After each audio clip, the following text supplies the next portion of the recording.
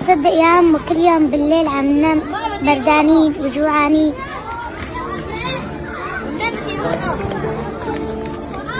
ما عنا حطب.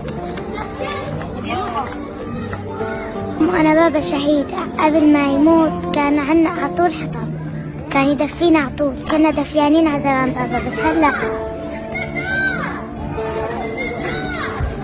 كل شي انخرب، صار بابا بمحل ونحن بمحل. طيب يا عمو نحن شو ذنبنا نبرد؟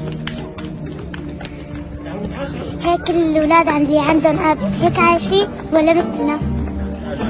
طيب يا عمو ابنك نام مرة بس مرة بدون أكل هو بردان؟ طبعا لا. شو ذنبنا نحن؟ كل الأولاد اللي عندهم أمهات عطول عم بيناموا دفيانين.